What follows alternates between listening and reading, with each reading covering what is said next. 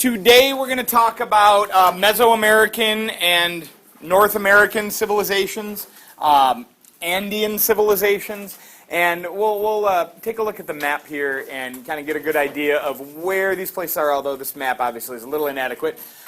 We've got Native American civilizations up in the present-day United States and Canada, obviously. Mexico to South America is called Mesoamerica, Middle America. So if you ever see the phrase Mesoamerica popping up on a question, we need to be thinking about what's going on in Mexico. And then in South America, primarily the civilizations we're dealing with, although there's native groups throughout South America, the most developed civilizations are going to be on the Pacific coast in the Andes Mountains. This is called the Andean region. So we will talk about these civilizations. First thing we need to understand is it's going to be in the early 16th century, early 1500s, that Europeans looking for colonization and conquest are going to make their way over to the Americas. Now, we already mentioned last class that we have centuries beforehand some Europeans, Scandinavians, Vikings, making their way over to the Americas for colonization. But they don't stay, and nor do they expand tremendously in their areas. But once the Spaniards come, for example, once the Spaniards come, they won't leave until they are eventually driven out in the 19th century. By 1500, by the year 1500, the Americas are densely populated with Native Americans. They'll be called Indians, of course, by Christopher Columbus. But that is one of the great misnomers of history, and we all know the story. Remember this from elementary school, of course, right? Christopher Columbus thought he was where? India. Yeah, he thought he was making his way to the islands around, or in the Pacific or in the South Indian Ocean. He thought he was in what we would today call the East Indies. He was, in fact, in what we today call the West Indies. So when he sees people, and their skin is darker than his, and he knows that the people in India have darker skin than his, he thinks he has gotten somewhere around India. He was really off, all right? He had no clue, like the greatness of Columbus is the guess that he had that you could make it from Europe, from Spain, all the way to India by going west. You can. You just have to avoid this massive landmass that he had no clue was there. So when he starts landing in these islands of the Caribbean, he sees people, he thinks he's in India, he thinks he's near India, he calls them Indians. And that name stuck. Yes? So you said like during the 16th century, like the difference between like them and the Vikings was that they actually permanently colonized America? Yep, they're not going to leave, and nor will their colonies collapse. So they will set up. They set up the Americas as an extension of a global empire that Spain is creating, or Portugal is going to be creating, or later we'll talk about England and France. But today is not to talk about the Europeans. Today is to talk about the lands that the Europeans are eventually going to get to. So we will start with Mesoamerica. We're going to start with Mesoamerica.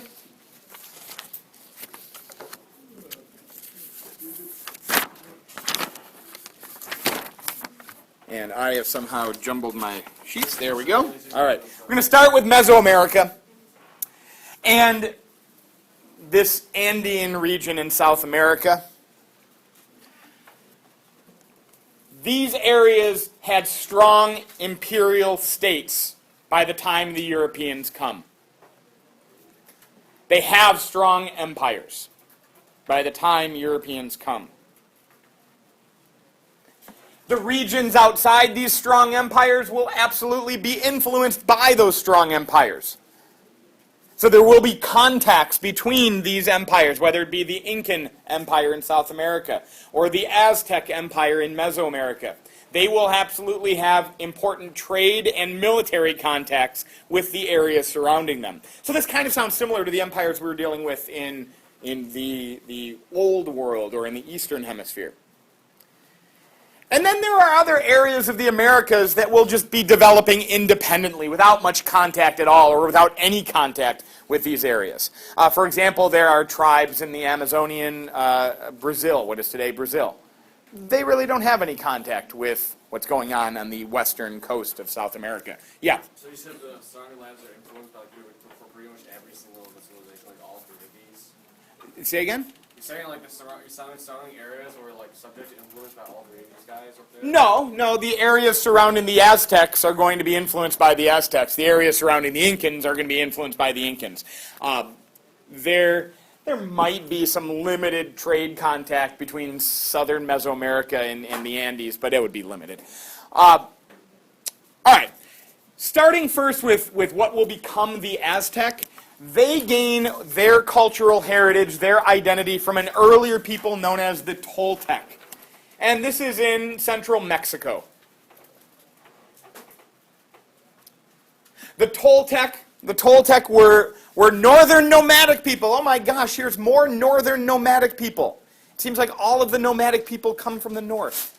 But in Mexico, these Toltec people will eventually move their way down into a settled Mayan civilization. You guys have heard of the Mayans before. When you're in elementary school, it's always Mayan, Aztec, Inca. And that's a little bit of that's a little problematic because they're distinct. And the Mayans and the Aztecs are like, there's a lot of time in between their dominance. The Mayan civilization was based on a number of city-states and regional entities. And eventually they get messed with by northern nomadic peoples like the Toltecs. And the Mayan civilization will enter a period of decline. I'm talking about the Mayans right now. Okay. I said Aztec? My bad. So the Mayan civilization will be ultimately overrun by these Toltec. And the Aztec consider the Mayan, Toltec, Aztec. Give me an acronym, MTA. Okay. Okay, the Mayans are a thing. The Mayans are a thing. They have a civil society based on city-states in Mexico. Eventually, the Mayans are going to be bothered and disrupted by northern nomads, the Toltecs. And the Toltecs will ultimately lead to Mayan decline. And then they will set up their own society. And they will build their own temples like we see here. And then many centuries later, the Aztecs, after the Toltecs have long been in decline, the Aztecs will rise and they will look back at the Toltecs and say, these guys are the givers of civilization. These are our George Washingtons. These are the guys that we look to that made us. These are like the Byzantine Empire looks to the Romans and says, that's where we come from. The Aztec look to the Toltec and says, that's where we come from. All right? Maybe this commonality of a people looking to an older civilization that did some great things and saying, that's us. Back in the back and we'll work our way forward. Yeah. Okay, I'm sorry, I'm doing this obviously very poorly. So the Mayans are a thing. Then the Toltec come in and disrupt the Mayans. And then over much time, we're not getting in too deep of this, over much time, the Toltec are in decline. Then the Aztec rise. The Aztec do, however, look back at the Toltec and they say, wow, those guys are sweet. Look at these temples we found. These are the people we are basing our society on. They share gods and things like this. All right? So Mayan, Toltec, Aztec. My tummy aches. Yes. AP World History makes my tummy ache. Good. Guys, what kind of question would you see on an AP exam about this? All you will see is Toltec civilization gave an important connection or gave cultural connections to what later Mesoamerican civilization. And they will have Mayan, Aztec, and Inca, and you will say Aztec. All right? Good. Yes? Do we know how the Toltec civilization fell? I personally, I don't. I'm no expert on Mesoamerican civilization. This is probably the weakest point of my history knowledge as I teach AP World History. But we're talking about like centuries here. So there's I think we have to again recognize time. From the height of the Mayan civilization, we're talking around the year 800. To the height of the Aztec civilization, we're talking about the year 1500. Now, let's think, we live in the United States in 2015. Let's go 700 years before this time. 700 years before this time, Europeans were just starting to get ready for a massive plague that's going to wipe out almost half of their population. Mongols are creating the biggest land empire the world had ever seen. 700 years is a wicked long time period. All right? Most civilizations are. The Roman Empire is born in the 1st century BCE. The Roman Empire collapses by the 5th century BC. The Roman Empire doesn't last 700 years, right? So this is a long time, and we'll just leave it at that for now. I want to spend most of our time talking about the Aztec. The Aztec will have what we could consider to be an independent Aztec state by the year 1428. I don't care about that year 1428, but I want you to recognize 1428, that's pretty close to 1492, and I know that's the year Columbus was sailing the ocean blue, and the early 1500s is when later Spaniards are going to come and conquer the Aztecs. So our point here is the Aztec dominance, for as much as you guys talked about the Aztecs in 5th grade history, it's a blip on the radar of world history. It is not a very long. They've got about 100 years in the, not even 100 years in the sun before they are going to be wiped out by European conquistadors. All right? So they don't have a long time to hang out. It's centered in central Mexico. Their capital city is a city called Tenochtitlan.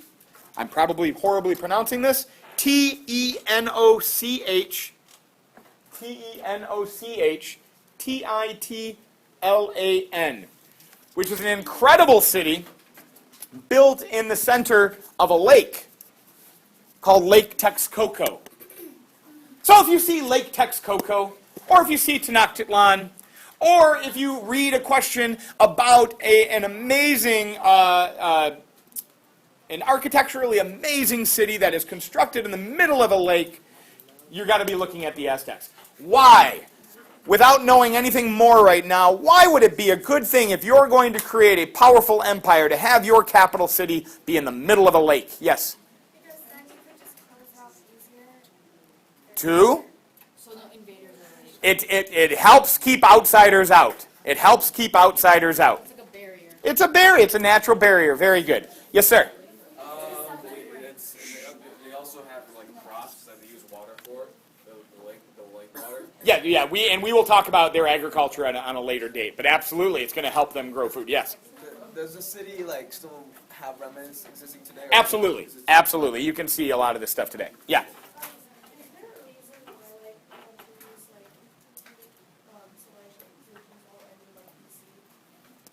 Like, if you go back to Would they all end in what? BC. Oh, you see, it's probably just a connection on their language roots. But remember, one commonality that we're going to have with like all of these Mesoamerican and Andean civilizations is they don't have a written language themselves. It is going to be Europeans hearing what they're hearing and putting it in a Latin script.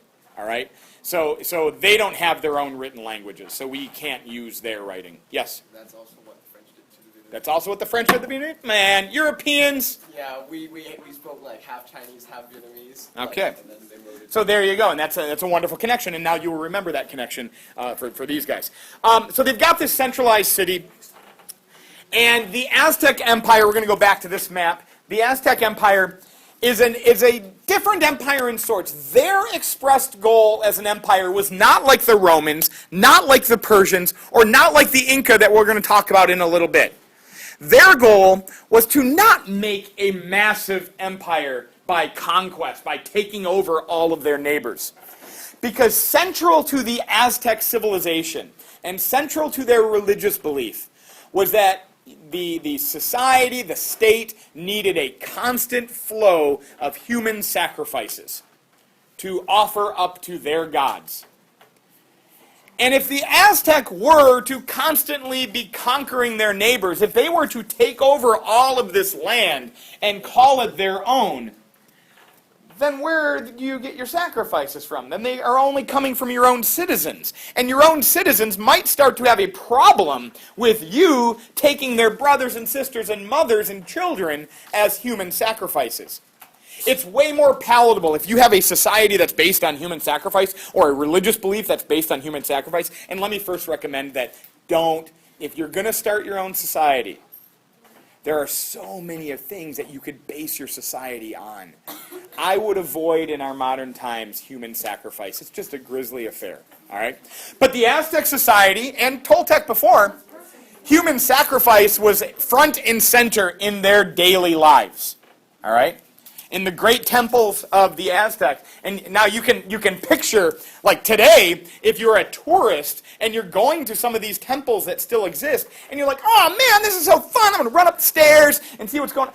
You have to remember that centuries before, heartless bodies were being kicked down these stairs, and it was just a grisly, I mean, I can't even imagine seeing it.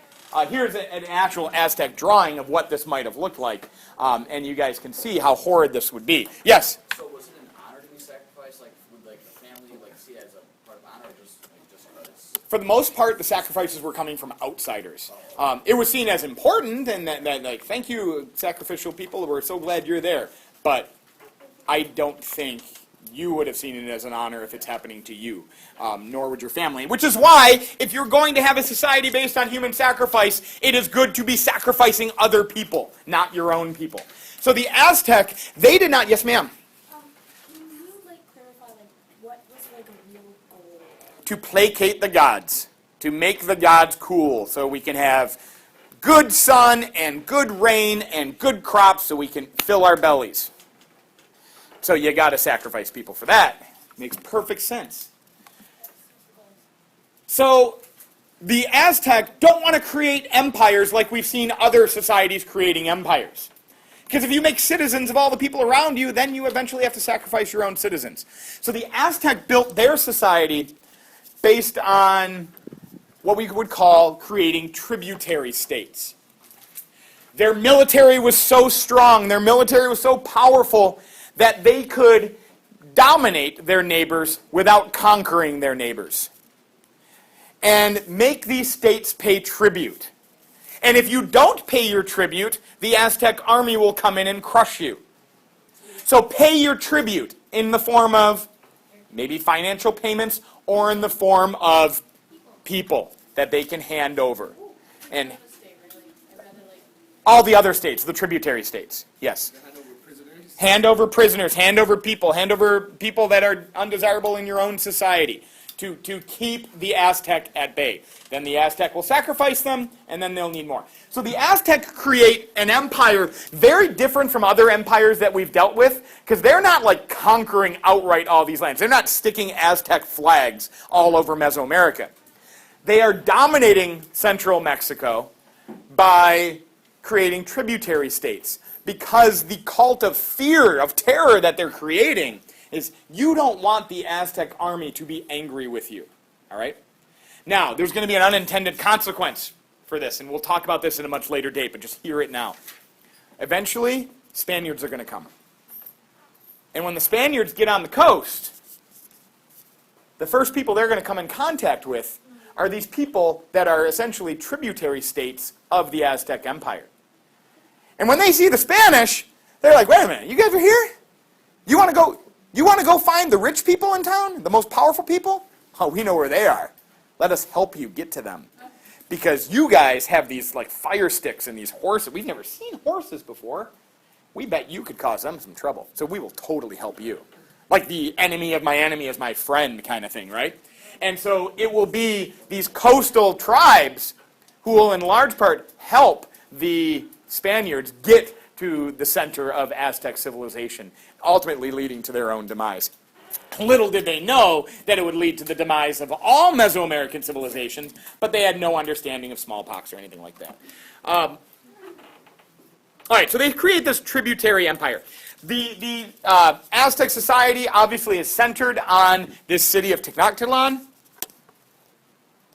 It's a centralized city of a centralized empire where subject peoples, citizens of the Aztec, they pay tribute, they provide military service to the central government.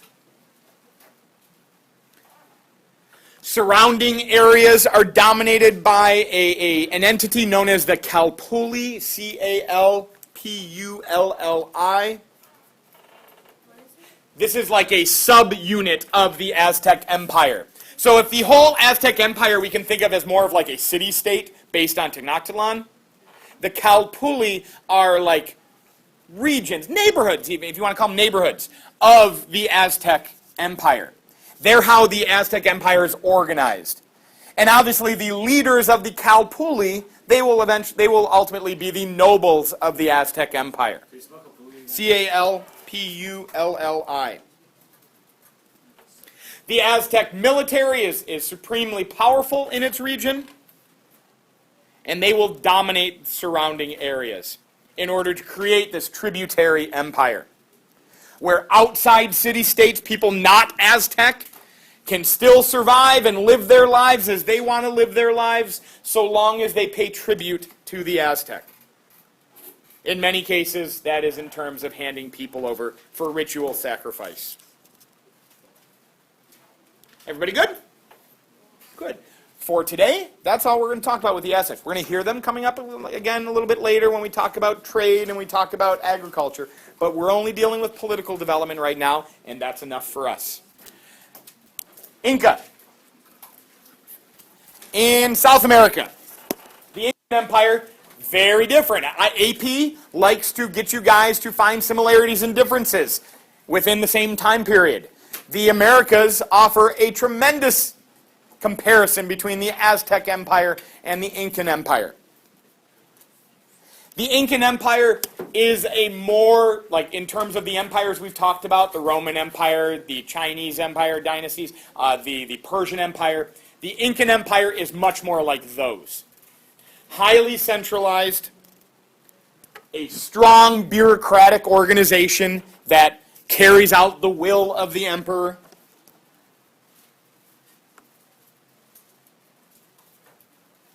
The state is going to use its resources and its authority to organize labor for like irrigation projects and building projects. You guys have all probably seen an Incan building project. You know what this is? Machu Picchu. Yeah, it's Machu Picchu up in the mountains. One of the most incredible feats of architecture in probably human history. When you consider that this is built in the mountains of the Andes, when the Mesoamerican and Andean cultures don't have a lot of the resources that Europeans have when they build. What do they not have in the Americas that they have in Europe or in Asia or in Africa? The wheel. There's no wheel.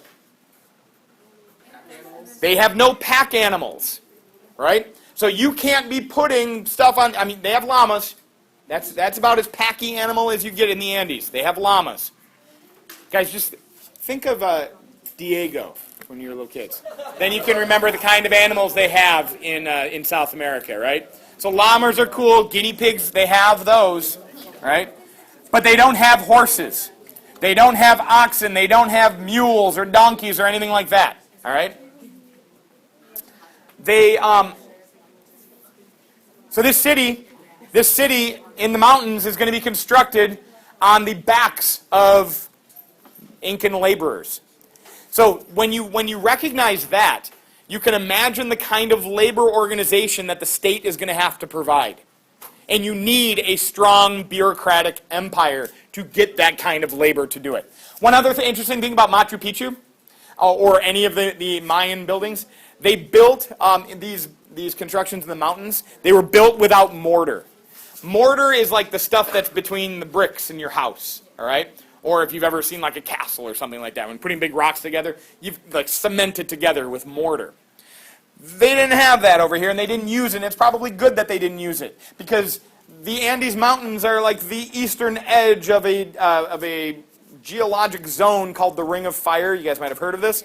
It's a lot of volcano. It's like where two tectonic plates come together, right? It's a lot of earthquakes. There's a lot of what's the word I'm looking for? Volcano, yeah. The earth is doing a lot of shaking. I think that's the scientific. There's a lot of seismic activity. That's what I'm looking for. So there's a lot of movement. So when you don't cement these bricks together, they're allowed to have a little bit of movement without ultimately collapsing and crumbling down. So the lack of mortar actually leads to long-term stability, and the fact that these things still exist to this day. But if So- we came up and we pushed the bricks down. No, I mean, we're talking big bricks here. I've got a couple other pictures I can show you, but I don't have them on my slide here. We're talking big bricks. I mean, you're pretty tough, but I don't know if you can push them over. The state is also going to organize the building of roads. Hey, talked about that, right? If you're going to create a massive empire, you need to create roads that connects your empire. The state is going to organize roads. The state is going to organize and control trade within the empire. So if you want to talk about a highly centralized American empire, it's the Incas that we have to go to. Again, they're not around for very long either. Their high point is pretty much 1400s, and then the Spaniards come in the early 1500s. Yes? Going back to the dependence on labor, is Yeah. that slave labor? In a way. We're going to talk about that another day. They use a... Yes, ma'am? Oh, I thought you were going to respond. They use a system called the mita, and we'll talk about that in a later day. It's basically the citizens of the Incan Empire have to serve for certain amounts of time. They have to give up their service. Kind of like some people have to serve in the military. Yeah, yeah. Conscript? Conscripted, yeah. You said earlier that there was no unified language. Was that just for the Aztecs? Because I thought I read that the Incas did have. I don't know if I said there's no unified language. I said there's no written language. They didn't have, so none of them had written language. The Incas are going to kind of force a common language amongst their empire to bring it together, much like Qin Shi Huangdi does in China. So that was my next point. The Incans spread a unified language amongst their culture. No written language. They don't write it down, but there's a spoken language that they use. And they make one common language among their empire. They spread a unified language throughout their empire. Yep. So why does the Incan Empire get so big when the Aztec Empire doesn't? Well, Aztec Empire, we already said, was based on human sacrifice to their gods. The Incans weren't playing that game. This is not where the sacrifices were going on. The Incans had a different reason for creating the empire that they ultimately created. And that is what's known as split inheritance in the Incan world. Split inheritance. If you are the king, if you are the emperor. Oh, and again, there's another Emperor's New Groove. Like that's the Incan. So if you guys watch, I never watched that show. That was beyond me. But if that is your show, you're going to hear some names and ideas that those are Incans. The idea of split inheritance. The idea of split inheritance is if I'm the emperor, I recognize that one day I'm going to die. When I die, we're going to need a new emperor. I'm going to choose who that guy is going to be. All right? Could be my family, may not be. So I pick who's my successor is going to be. Then my family holds on to the land. Like the eldest male in my family, he's going to keep all my land. So I've conquered some land during my rule. That's going to be my family's. So if I choose you to be the new emperor, you've got to get to work getting your own land. You've got to continue expansion. So when you bring in new land, now that is yours. You can't use my palace. That's my family's palace. You have to build your own palace. So get on that. So the new emperor has to have new conquests and create a new palace, and one day he's going to die, and he's going to name his successor. Well, he does that before he dies. He's going to name his successor, and his land will pass on to his family, and the new emperor then has to create a new palace, and he has to create new conquests. And that's why we see a lot of these like cities as we've had expansion. How, like, it stretches out. Yeah! You got to keep on getting bigger and bigger and bigger. Yes? Then does it make different countries though? It doesn't make different countries because they're all a part of the Aztec or the Incan Empire. They're all a part of one common empire. But they have different emperors that rule different lands. Right? The previous emperor died, and now you're the new emperor. You just have to conquest new lands But for then you. you don't have the right to the land. Well, it's not you don't own that land. No, that's the previous emperor's family, but you have control. You are the leader of the whole empire. You get tax from that land still? Yeah, absolutely. This is going to provide for the Incan Empire a constant need for expansion, a constant need for conquest. But you can also imagine, as Spaniards will eventually make their way into the Andes, do you think there's a lot of people that aren't really down with the Incans? Probably. You make a lot of enemies having an empire like this. So we've got some important similarities between the Incans and the Aztecs. Both of them have powerful militaries. Both in their own way create powerful empires. The Aztec building a tributary empire, the Incans building a more traditional land empire. Each are going to rely on conquering neighboring people or extracting tribute from neighboring people. And neither are ultimately going to survive once Europeans arrive, but we'll talk about that at a later time. Now, the Aztec and the Maya and the Inca and the Toltec, these aren't the only people of the Americas. If we go further to the north, we've got a whole slew of other Native American groups, many of which you guys have heard of through your studies in earlier years. Just as there is tremendous diversity in geography and in environment in the United States, like you can be in like almost tropical swamplands, and you can be in arid deserts, and you can be in the Pacific Northwest, in the forests of the Pacific Northwest or the eastern woodlands. Each of those areas and the environments of them are going to dictate a different way of life. So we have a tremendous variety of Native American groups in North America. Some that will be hunter-gatherers. Some that will set up sedentary agriculture. They will start farming. Some that do mixtures of those two things.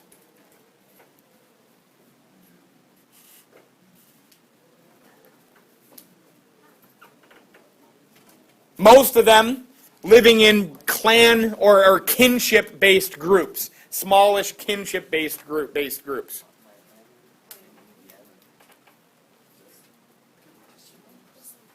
Some Native American groups had pretty stark social divisions, like a class hierarchy. Some were more egalitarian.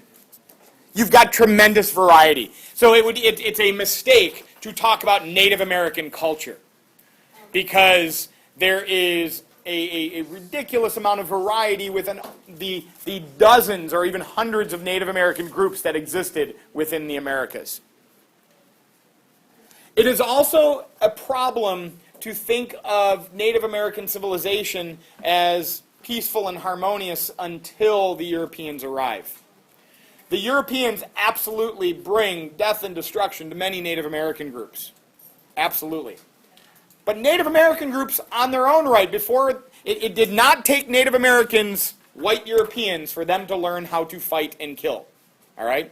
Remember what the Aztec were up to, what the Incans were up to, long before the Europeans showed their faces. And by the same token, Native American groups in the Americas, they would compete for good land, for good agricultural land, for good hunting lands. There would be competition for resources amongst these people as well. Obviously, when Europeans arrive, Europeans are going to look at native groups and see them as primitive. But this is something that you guys can spend some time thinking about. Like, what is primitive? What is civilization? Gandhi has a famous quote. We know Gandhi, right, in the 20th century. Gandhi has a famous quote when he's asked what he thinks about Western civilization. And he responds, anybody know? He thinks it would be a good idea.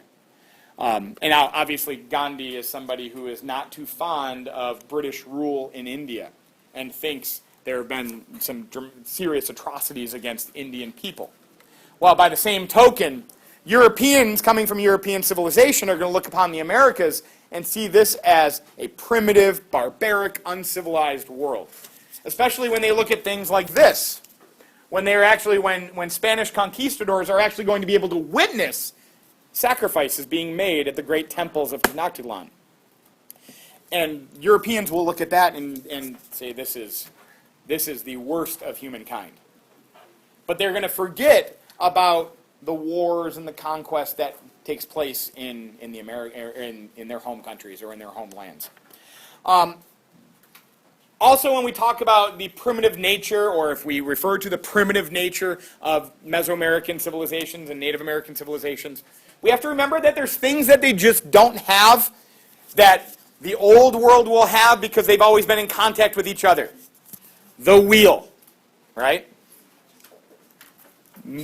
Working with metal.